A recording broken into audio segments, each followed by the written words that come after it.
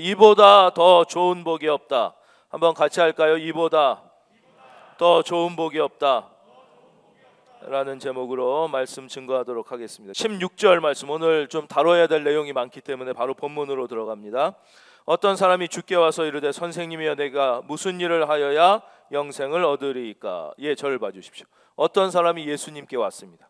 근데 이 사람이 어떻게 해야 성공할 수 있습니까? 어떻게 해야 이 땅에서 잘 먹고 잘 살 수 있습니까? 라는 질문이 아니라 훨씬 더 예수님이 기뻐하시는 삶의 본질적인 문제, 영혼에 대한 질문을 합니다. 예수님이 매우 기쁘셨겠죠? 그 영혼에 대한 질문 중에서도 피상적인 질문, 우리가 예수를 믿어도 이 본질에 들어가지 못하고 주변에서 어슬렁어슬렁 하다가 인생을 마치는 불행한 사람들이 너무 많아요. 신앙의 핵심을 파악하지 못하고 주변부만 두드리던 사람이 많은데, 이 사람은 바로 영혼의 문제에 있어도 핵심의 문제인 바로 영생을 직접적으로 예수님께 질문합니다. 그러니까 대단한 사람입니다. 이 어떤 사람이 어떤 사람이었나? 이 어떤 사람은 마태복음에만 나타나지 않고 마가복음, 누가복음에도 다 나오는데, 이 사람의 신상을 조금 더 깊이 알아보도록 하겠습니다. 이 어떤 사람은 첫째, 노인도 아니고 어린이도 아니고 바로 인생의 황금기 젊음을 가진 청년이었습니다. 20절, 그 청년이 이르되 이랬어요. 이 사람은 나이가 젊은 사람이었어요. 젊은 사람은 가능성이 있죠, 꿈이 있죠, 비전이 있죠, 뭐 하여튼 이 기쁨이 있고 막 에너지가 있고 이럴 때가 젊을 때입니다. 근데 이 사람은 젊을 뿐만 아니라 22절, 그 청년이 재물이 많음으로 매우 부자였습니다.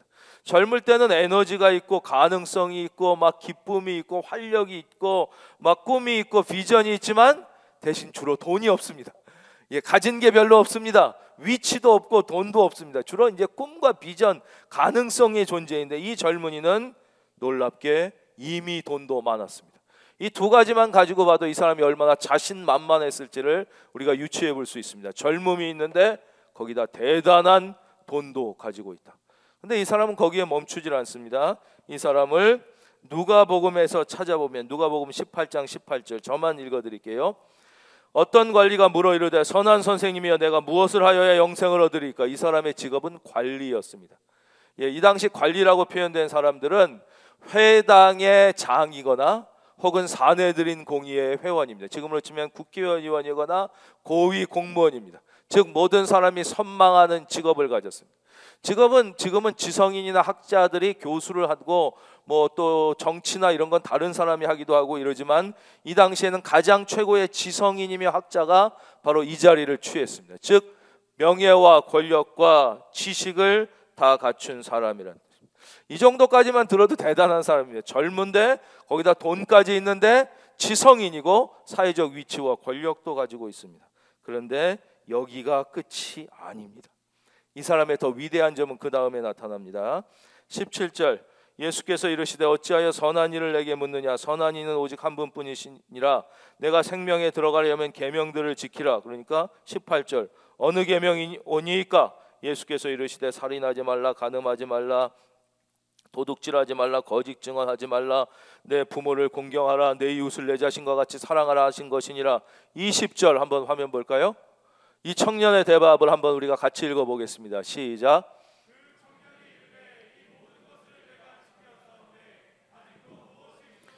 윤리적으로 도덕적으로도 흠결이 없는 사람이었습니다. 우리는 보통 이런 사람을 만나면 기가 질립니다. 이런 사람을 만나면 할 말을 잃게 됩니다. 이런 사람을 만나면 전도하려는 마음 자체를 갖지 못하게 될 때가 많습니다. 매우 드물지만 이런 사람을 만나는 경우가 있습니다. 한국에서도 어느 분을 만났는데 이분이 그러시더라고요. 지금 아주 유명한 어느 정치인이 자기 초등학교 동창이고 중학교 동창이고 고등학교 동창이고 대학 동창이래요. 그래서 같이 대학을 다니다가 사법고시를 받고 둘 다 이렇게 패스를 해서, 그 사람은 판사를 하다가 이렇게 정치인을 하고 자기는 이렇게 판사를 하다가 변호사를 한다.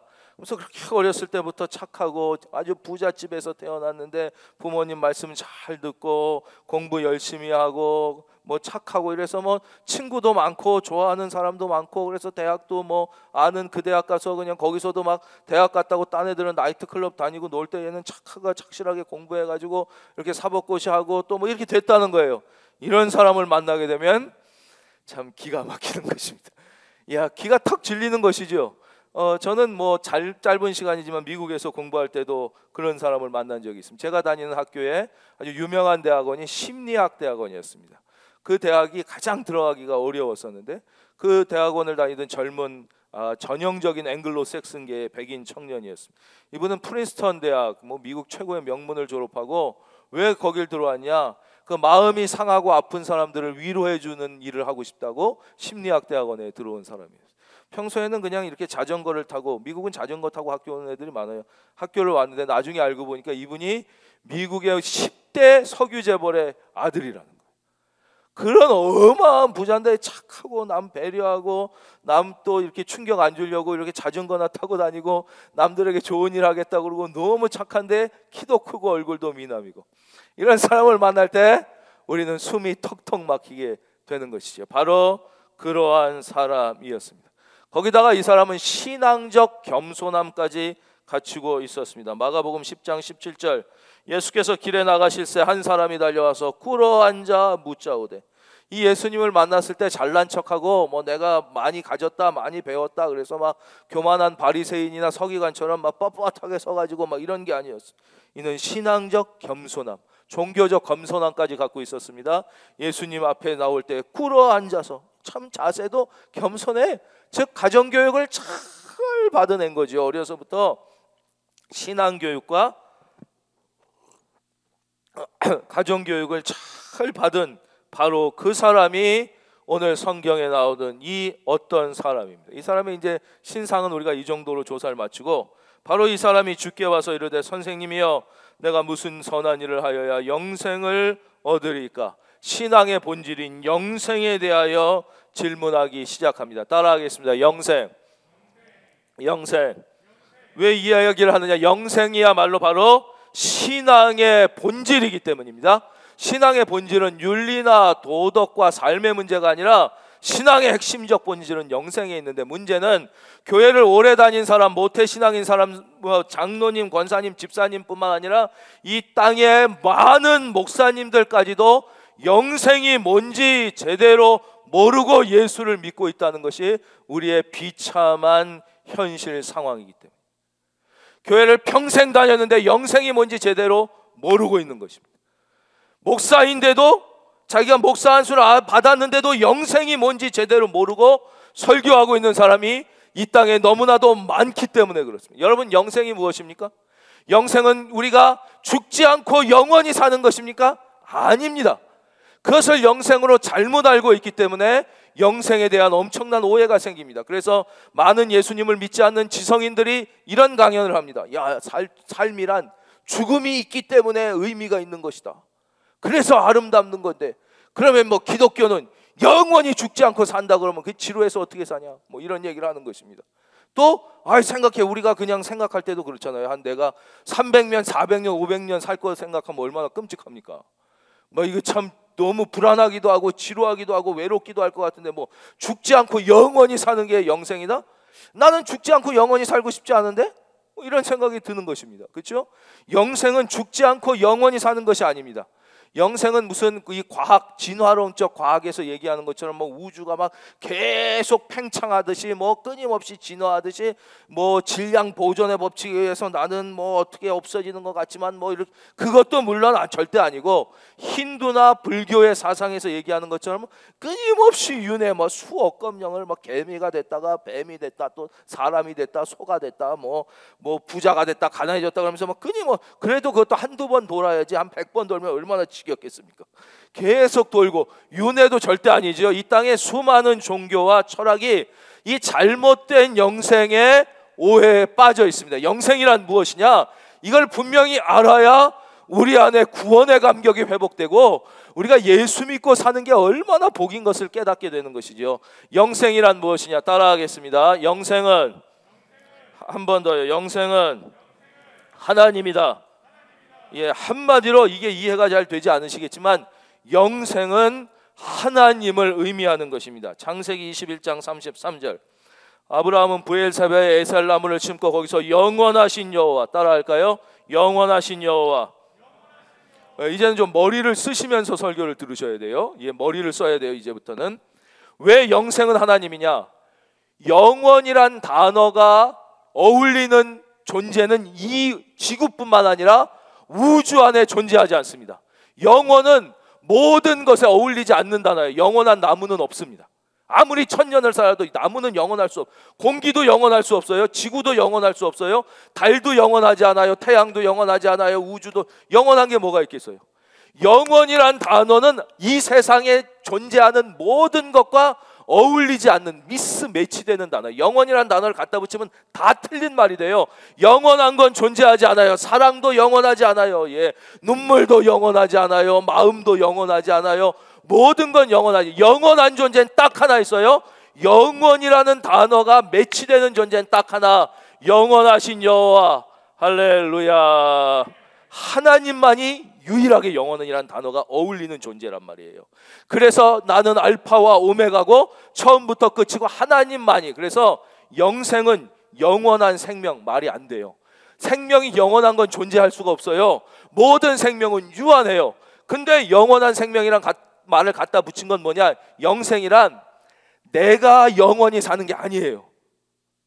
내가 영원히 살면, 그러면 갑자기 모든 사람의 마음이 못된 사람도 영원히 살고, 예수 믿음, 그럼 그 막 천국에도 착한 사람도, 뭐 욕심 많은 사람도, 명예욕 있는 사람도, 물질욕 있는, 다 그럼 뭐 천국도 막 투기하고 뭐 주식 투자하고 뭐 상황은 달라도 뭔가 다 자기 욕심 취하고 막 혼란스럽고 그렇게 막 억년 백년 지루하고 이상하고 어떻게 삽니까? 영원한 생명이란 하나님께만 어울려요. 즉 영생이란 내가 영원한이란 단어가 어울리고, 영원한 유일한 분인, 머리를 좀 쓰셔서 이제 이해를 해야 돼요. 하나님의 인격과 사역에 동참하여 함께하는 것, 이것을 영생이라고 하는 것입니다. 즉 이규호라는 존재가, 육신은 죽되 영혼은 살아서, 이규호라는 개인적 약점과 문제와 뭐 이런 걸 가지고 영원히 사는 게 아니에요. 그럼 다 각자 특이한 약점과 문제와 장점 뭐 이런 걸 가진 사람이 인간 사회처럼 사는 것이 아니라, 우리가 영원하신 하나님의 인격과 사역에 동참하여, 더 이해하기 쉽게 한다면 영원하신 하나님의 인격과 사역에 하나 되었는데, 하나라는 단어를 쓰면 좀 신학적 문제가 될 수 있기 때문에 동참하는 거예요. 한번 따라하겠습니다. 하나님의 사랑과 인격과 사역에 동참하여 함께 존재하는 것, 이것이 영생이에요. 그래서 영생은 하나님이에요. 그래서 내가 내 특징을 가지고 내가 죽지 않고 사는 게 영생이 아니라는 것입니다. 그러니까 이것을 모르는 사람들이 야, 영원히 죽지 않고 살면 얼마나 지루하냐 뭐 이런 얘기를 하는 거예요. 그래서 영생을 깨달은 사람들은 어떻게 되느냐? 이 땅에 자질구레한 게 문제가, 막 이 땅에서 막 나폴레옹처럼 전 세계를 정복한 데가 어마어마한다 할지라도 하나님의 인격과 사역에 동참하여, 그래서 그것을 성경은 쉽게 뭐라고 그래요? 영원히 주와 함께 왕노릇 하리로다. 그게 무슨 뜻이에요? 바로 나 같은 게 어떻게 영원히 왕노릇 할 수 있겠어요? 나같이 이렇게 약점이 많고 문제가 많고 욕심이 많은 그런 내가 아니라, 구원받은 나는 하나님의 인격과 사역에 동참하는 존재가. 그러니까 왜 우리가 이 땅에 살 때 그래도 내가 잘 먹고 잘 살고 내 욕심도 취하고 뭐 이렇게 사는 정도가 아니라, 그냥 나를 위해서 좀 기도하고 나만 좀 잘 되고 내 문제가 해결돼야 되고, 이렇지 않고 막 이렇게 하나님이 기뻐하시는 기도, 나눔, 뭐 선교, 이거 왜 하냐? 우리가 이 땅에서도 예수님을 믿고 하나님의 사역과 인격에 동참하는 훈련을 하는 거예요. 그게 하나님의 인격, 나만 어려운 사람을 돌보고, 하나님의 사역, 영혼을 구원하는 하나님의 사역에 이 땅에서도 예수 믿는 순간 그것을 동참하며 살다가, 이제 내가 육신을 버리고 영혼으로 하나님 앞에 가는 날, 할렐루야, 완전히 하나님의 인격과 하나님의 사역에 함께 동참하여 사는 것, 그것이 영생이에요. 그래서 두 번째로 영생이란 바로 예수 그리스도를 의미하는 것입니다. 따라하겠습니다. 영생은 예수 그리스도다. 요한복음 3장 36절, 너희가 성경에서 영생을 얻는 줄 생각하고 성경을 연구하거니와 이 성경이 곧 나에 대하여 증언하는 것이니라. 요한복음 5장 11절에서 12절. 또 증거는 이것이니 하나님이 우리에게 영생을 주신 것과 이 생명이 그의 아들 안에 있는 그것이니라. 아들이 있는 자에게는 생명이 있고 하나님의 아들이 없는 자에게는 생명이 없느니라. 로마서 6장 23절 화면 보겠습니다. 왜 영생은 예수 그리스도인가? 함께 읽겠습니다. 시작.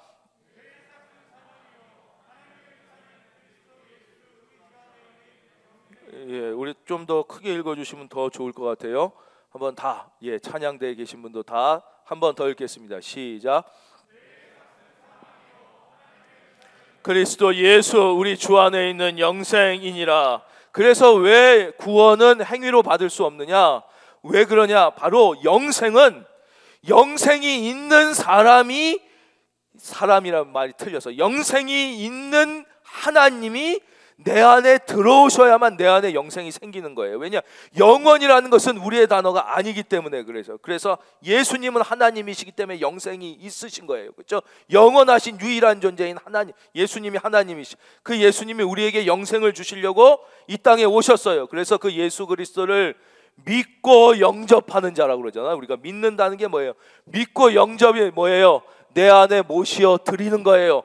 그러니까 예수님이 영생이 있으셔. 그렇죠? 영원하신 그분이 내 안에 들어오니까, 예수님이 내 안에 들어오니까 영원한 생명도 내 안에, 할렐루야, 같이 들어오게 될 때만 영생을 소유하게 되는 거지, 어떤 노력이나 행위나 무슨 깨달음 갖고는 영원이란 단어는 아예 어울리는 단어가 없다니까요. 아무리 깨달은 지식도 영원하지 않잖아요.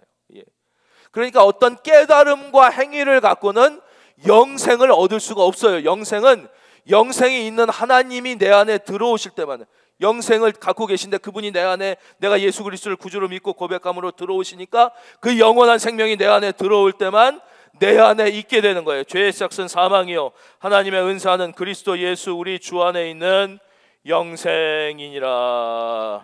이제 마지막으로 오늘 본론이 이거예요. 영생이란 무엇인가를 종합적으로 정의해 주시고 있는 말씀이 있어요. 그 말씀이 요한복음 17장 3절 말씀이에요. 요한복음 17장 3절. 영생은 제가 읽어드릴게요.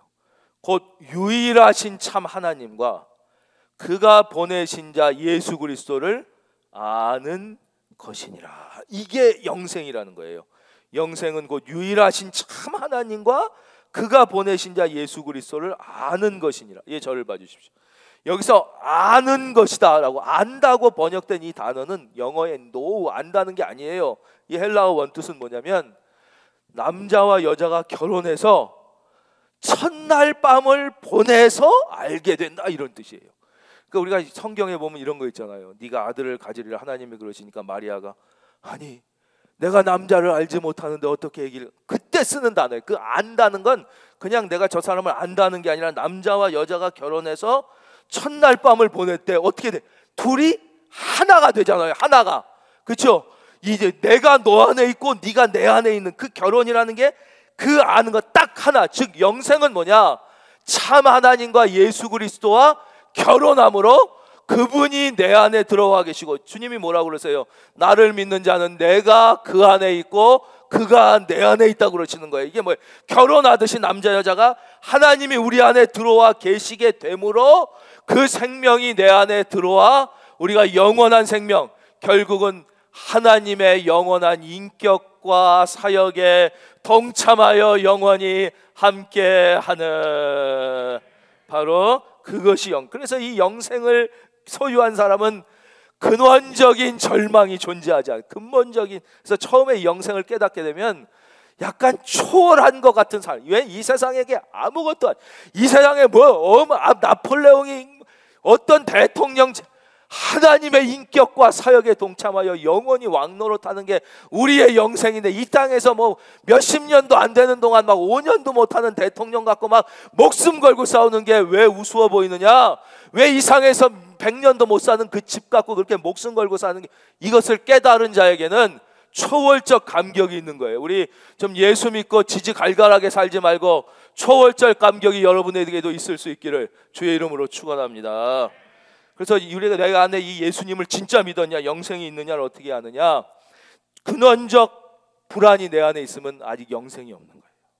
영생에 대한 확신이 없으면 예수님을 믿어도 마음에 근본적 불안함이 있어요. 근본적 불안함이 있다는 것은 아직 영생에 대한 확신이 없는 거예요. 내 안에 영생이 안기 있거나 들어와도 모르는 거예요. 그래서 예수님을 믿고 영생을 소유한 자는 절망이 없어. 내가 비록 암에 걸려서 지금 죽어가고 있다고 해도 이 육신의 죽음이 그렇게 대단한 게 아니에요. 내 사랑하는 아내가 죽고 사랑하는 남편이 죽는다고 해도 그게 상황적 문제는 될 수 있지만 근본적으로 이 사람을 절망시킬 수 없는 것이에요. 내가 실직을 하고 얘 회사가 부도나고 망한다고 해도 상황적인 고민은 될 수 있지만 그게 우리를 근본적으로 무너뜨릴 수 없어요. 왜냐? 우리는 결국 어떻게 돼요? 영원하신 하나님과 함께 그의 인격과 사역에 동참하여 살 존재이기 때문임을 믿습니다. 그래서 그에게는 영원한 그 근원적 불안이나 절망이 없게 되는 것입니다. 요한복음 10장 28절 내가 그들에게 영생을 주노니 영원히 멸망하지 아니할 것이요 또 그들을 내 손에서 빼앗을 자가 없느니라. 아멘. 이제 이 사람에 대해서 다시 본문으로 들어가 살펴보겠습니다. 이 사람은 그런데 그 영생의 그 본질을 딱 갖고는 이것을 어떻게 얻을 수 있을까를 이제 예수님한테 묻는 거예요. 내가 무슨 선한 일을 하여야 영생을 얻으리까? 그러니까 예수님이 여러분 입장에서 보세요. 이 청년이 이뻤겠어요? 안 이뻤겠어요? 이뻤겠죠. 대견스러웠을 거 아니에요. 얘가 와가지고 딴 것도 어떻게 하면 더 성공할 수 있습니까? 내가 벌써 이렇게 내가 이 좋은 관리인데 어떻게 하면 무슨 더 높은 자리에 올라갈 수 있겠습니까? 내가 이미 돈이 많은데 이걸 어디에 투자해서 더 큰 부자가 될 수 있겠습니까? 이런 거 안 묻고 어떻게 하면 영생을 얻겠습니까? 이러니까 이쁘죠. 그럼 우리 같으면 야 선한 일을 통해서는 영생을 얻을 수 없어. 영생은 믿음으로 얻는 거야 이렇게 얘기해 줬겠지만 예수님은 이 청년을 사랑하셨어요. 그 이 청년이 아주 뛰어난 청년이라는 걸 알아서 소위 말해서 소크라테스가 썼던 문답법을 사용하는 거예요. 이 청년 스스로가 깨닫게 해주기 위하여 어찌하여 선한 일을 내게 묻느냐? 선한 이는 오직 한 분이시니.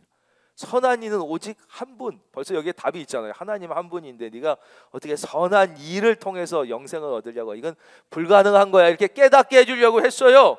내가 생명에 들어가려면 계명들을 지켜라. 이거 다 지킬 수 없는 거잖아. 이렇게 했어요. 그랬더니 얘가 그 얘기를 딱 듣자마자 얼굴에 미소를 짓는 거예요. 이 젊은이가. 됐다. 난 어려서부터 신앙교육과 가정교육을 잘 받고 윤리와 도덕적으로 바르게 살려고 노력했는데 되겠구나 이런 착각을 하며 싹 웃으면서 자신만만해서 18절 뭐라 그래요? 이르되 어느 계명이 오니까? 내가 어느 그랬더니 예수님이 미소 지으며 살인하지 말라, 간음하지 말라, 또 도둑질하지 말라, 거짓 증언하지 말라, 내 부모를 공경하라, 내 이웃을 내 자신과 같이 사랑하라 하신 것이니라. 그래서 여러분 이게 참 재밌는 게요. 이게 이 당시 유대인들은 말하자면 유치원 애들한테 가르치는 거예요. 십계명 제일 신앙의 기본. 이거 어린 애들한테 하듯이 이렇게 말씀해 주실 뿐만 아니라 재미있는 것은 이곳에 이 예수님이 말씀하신 것 중에 인간과 하나님 사이에 지켜야 될 계명은 하나도 없어요. 지금 그건 아예 그냥 빼놓고 인간과 인간끼리의 계명, 살인, 간음, 도둑질, 거짓 증언, 부모 공경, 이웃사랑 이런 얘기만, 그렇죠? 인간적 얘기만 하시는 거예요. 네가 좀 깨달으라는 거예요. 지금 하나님에 대한 말씀이 없네 이렇게. 근데 얘가 너무 자신감에 넘친 나머지 그 얘기를 딱 하니까 이젠 미소가 웃음으로 팍 바뀌면서 뭐라 그러냐? 20절 그 청년이 이르되 이 모든 것을 내가 지키어 싸운데 아직도 무엇이 부족하니까? 다 지켰는데요, 예수님. 아직도 또 뭐 이 착각 속에 빠진 자신만만함인 것이죠. 그러자 그제서야 예수님께서 이 청년의 마음 깊은 그 청년의 약점을 엄지로 딱 짚기 시작합니다. 인간은 누구나 다 완벽한 것 같지만 그 내면에 약점을 가지고 있고 우리 하나님은 나의 내면을 꿰뚫어 보고 계시다는 것이죠. 안타깝게도 이 완벽에 가까웠던 이 청년의 내면의 약점은 무엇이냐? 물질에 대한 집착과 애착이었습니다. 어쩌면 현대인들이 가장 많이 가지고 있는 약점을 이 사람은 2000년 전에 이미 가지고 있었습니다. 바로 물질에 대한 유난한 집착. 주님은 그것을 보시고 21절 이렇게 말씀하십니다. 예수께서 이르시되 내가 운전하고자 할진대 가서 내 소유를 팔아 가난한 자들에게 주라. 그리하면 하늘에서 보화가 내게 있으리라. 그리고 와서 나를 따르라 하시니. 예, 저를 봐주십시오. 바로 이 청년의 내면에 있던 그 물질에 대한 지나친 집착과 애착, 그의 약점, 그의 우상인 물질을 예수님이 엄지로 딱 짚으시자 이 청년은 갈등하고 고민하기 시작합니다. 이 말씀을 오해하면 안 됩니다. 예수님을 믿고 영생을 얻으려면 무조건 모든 것을 다 팔아 물질을 하나도 갖지 말고 거지가 되어야 예수님을 잘 믿고 영생할 수 있다는 게 아니에요. 여기서 이 청년의 우상은 물질이었고, 만약에 이 청년이 이때 이 물질에 대한 약점이 아니라 하나님이 원하시지 않는 어떤 여자랑 결혼을 하려고 했다. 근데 그 여자가 약점이었다 그랬으면 예수님이 너는 가서 그 자매와 헤어지고 와서 나를 따르라 그랬을 거예요. 그런데 그 자매가 예수님보다 더 귀한 우상이 되어 있다면 이 청년은 똑같이 근심하고 고민하며 또 괴로워했을 것이죠. 이 모든 인간은 자기의 가지고 있는, 어떤 사람은 지식, 어떤 사람은 자식, 어떤 사람은 물질, 어떤 사람은 자기의 자존심, 자기의 가장 약한 그 약점이 있어요. 하나님은, 예수님은 그 약점을 꿰뚫어 보고 계신 것이, 여러분, 그것이 아니라 영생을 귀히 여겨야 합니다. 하나님을 귀히 여겨야 합니다. 예수님을 더 사랑할 수 있기를 주의 이름으로 축원합니다. 예수님이요, 우리의 약점을 엄지로 딱 짚으셨을 때 사람은 누구나 다 갈등하고 고민하고 근심하게 돼 있어요. 이 청년만 그런 것이 아니라는 것입니다. 우리도 근심합니다. 우리도 하나님의 말씀이 나의 영혼에 딱 들려질 때, 하나님의 진리의 말씀이 나의 잘못을 정확하게 지적하고 있을 때 우리도 갈등하거나 고민하거나 혹은 분노하거나 혹은 근심합니다. 그것은 당연한 것입니다. 모든 인간은 그렇습니다. 다만 이 청년은 근심했는데 근심한 후에 예수님을 돌아와 따르지 않고 떠나갔다고. 그래서 오늘 본문은 아마도 비극인 것 같습니다. 여러분, 여러분의 인생이 비극이 되지 않기를 바랍니다. 우리도 근심할 수 있습니다. 우리도 갈등하고 하나님의 말씀이 들려질 때 고민하고, 우리는 때로 분노할 수도 있습니다. 나만 그런가? 그러나 그 후 우리는 근심하지만 돌아와야 합니다. 우리는 갈등하지만 다시 하나님의 말씀으로 돌아올 때 우리의 인생이 비극이 아니라 웃음이 될 수 있을 것입니다. 저와 여러분에게 근심하나 다시 예수님께 말씀으로 돌아오는 은혜가 있기를 주님의 이름으로 축원합니다.